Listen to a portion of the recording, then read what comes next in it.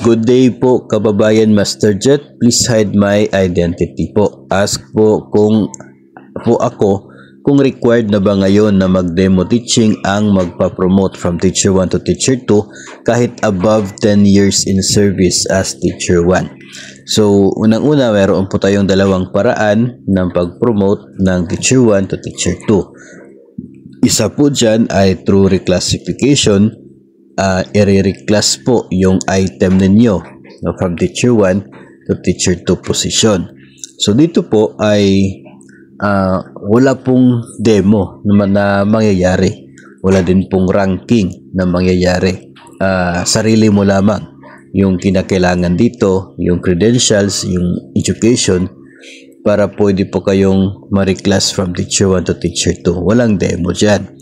Pero kung natural vacancy po, mayroon pong natural vacancy at ina-applyan po ng mga Teacher 1 para ma-promote sila doon sa nabakante na Teacher 2. Either new item or iniwan ng isa pong Teacher 2, na pwede nag-resign o nag-retire or namatay yung Teacher 2. Kaya tinatawag siya na natural vacancy. So nabakante yung item niya.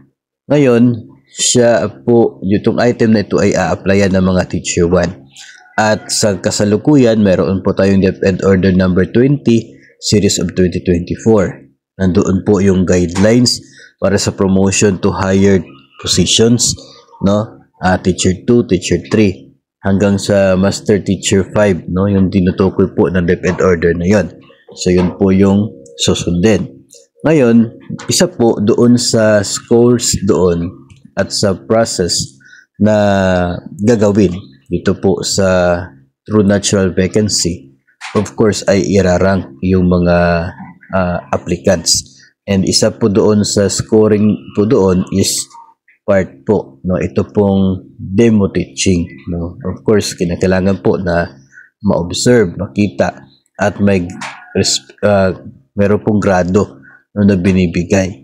So, pwede nyo pong i-check yung DepEd Order number 20, Series of 2024. Bago lamang po na nailabas ang DepEd Order na yon, and yun na po yung gagamitin para sa mga bago na bago po na papapromote ito po sa Teacher 2. Yung mga nasimula na kasi yung process bago inilabas ang DepEd Order na to, yun pa rin pong previous ang basihan. Sa ngayon, dito po sa mga 2025 na open o kaya ay nasimulan yung process after na ilabas at nag-effect ang DepEd Order na ito na po yung susundin. And yes, part po talaga doon yung demo.